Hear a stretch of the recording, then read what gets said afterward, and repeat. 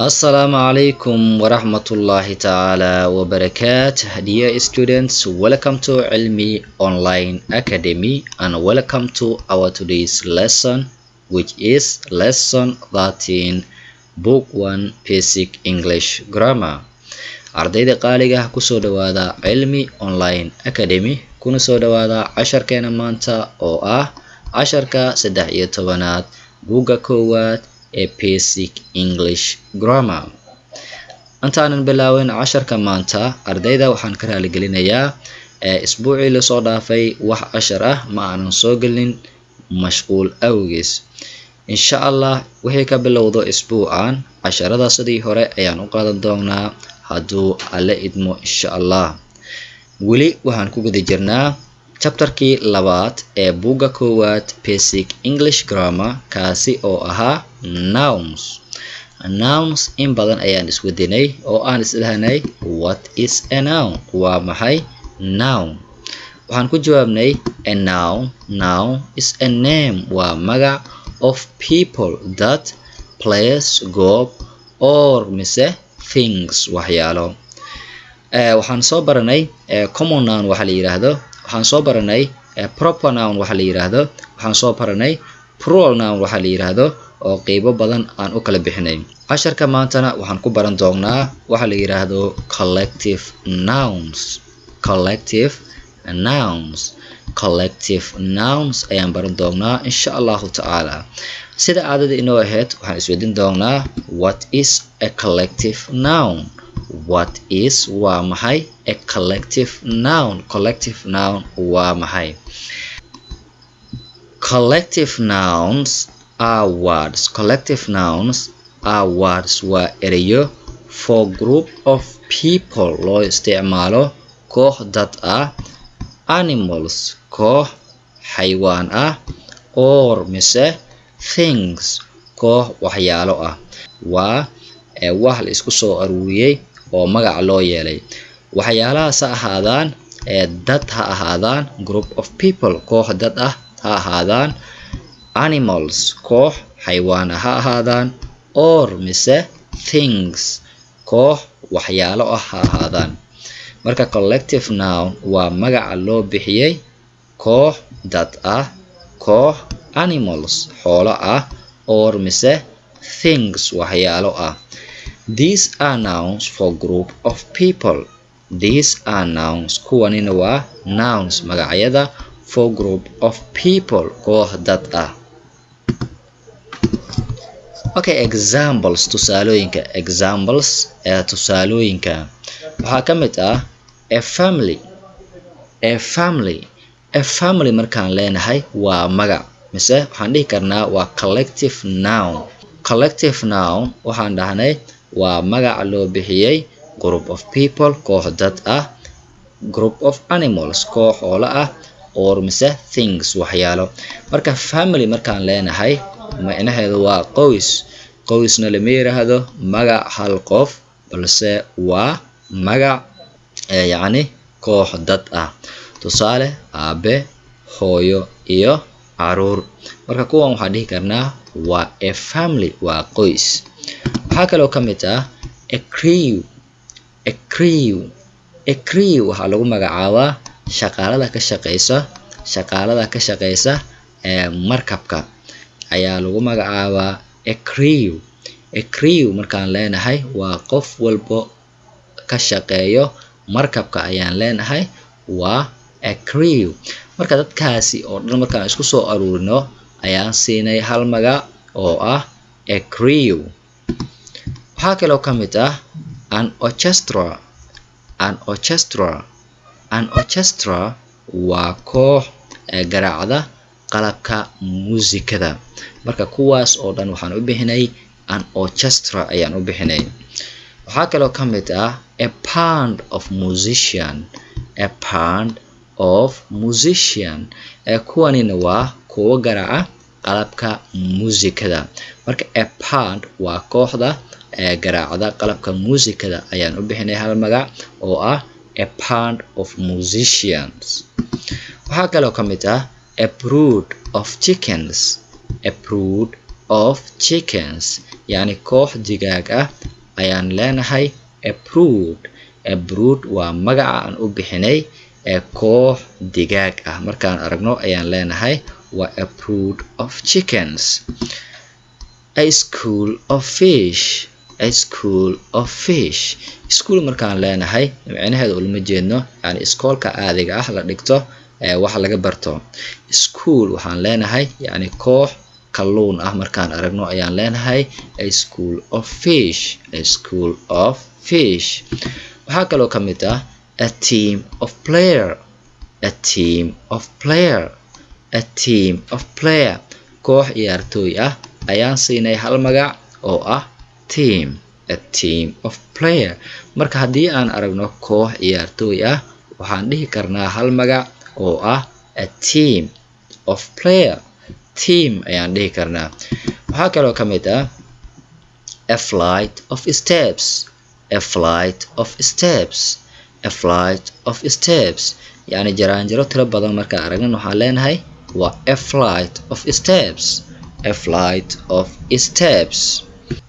Okay, many collective nouns waxyaalaha la isku soo ururiyay oo hal magac loo yeelay can be used with waxaa la isticmaali karaa singular mufrad or mise plural verb yani ficil jamac ah waa la isticmaali karaa ficil mufrad ahna waa la isticmaali karaa. Marka verb ayaan leenahay macnaheedu waa ficil. For example, tusaale my familkayga was happy wuu ku farxay to see me inuu aniga i arko. Marka jumladan haddii aan fiirino waa singular yani waa mufrad. Or waxaad kaloo dhihi kartaa my familkayga waa happy way ku farxeen to see me inay aniga i arkaan.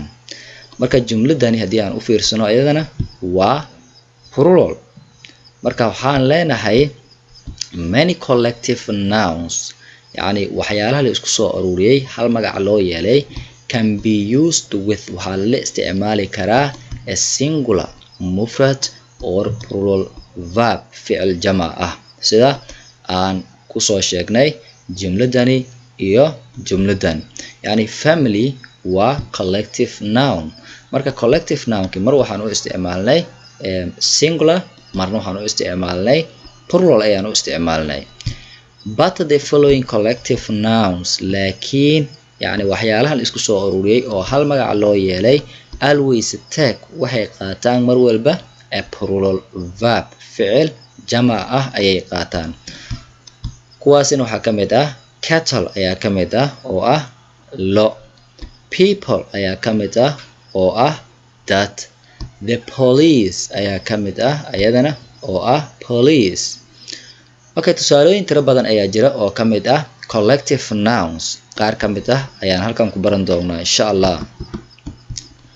Waxaa ka mid ah a bunch of keys. Key macnaheedu waa fure, keysna waa jamac yani waa furiyaal.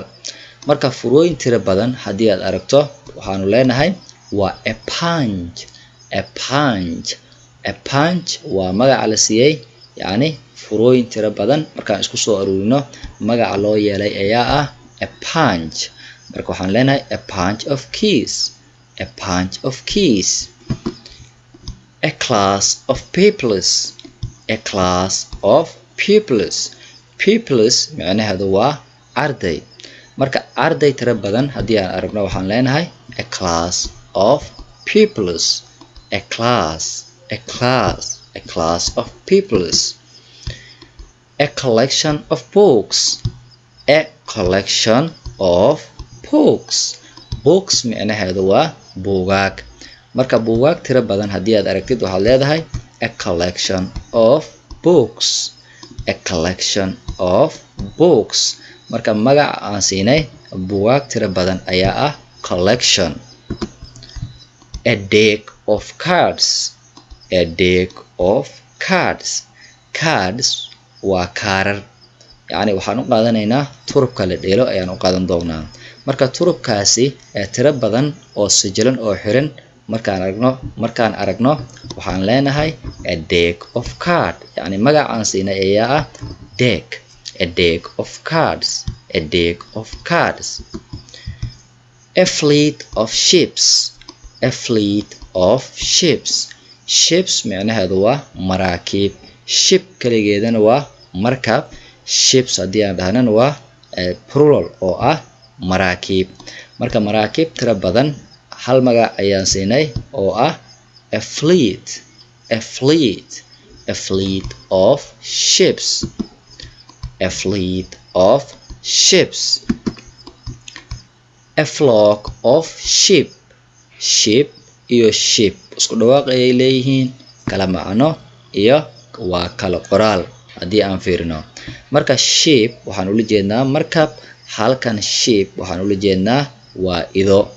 marka a group of sheep yani ido tiro badan markaan aragno hal magac ayaan u yeelnay, halkaas magac oo ah flock, a flock of sheep. A gaggle of geese, a gaggle of geese. geese waa nooc ka mid ah shimbiraha horey ayaan usoo sheegnay ee sawirkeedana waan soo dhigay markaan ka hadlayay geese. okay koox shimbirtaasi ah ayaa lagu magacaabaa gaggle yani magacaan siinay ayaa ah a gaggle of geese, gaggle ayaan siinay. A gang of robbers, a gang of robbers. robbers macnaheedu waa tuugada dadka dhacdo ayaa ah robbers. waxaan dhihi karnaa kale a gang of thieves, a gang of thieves.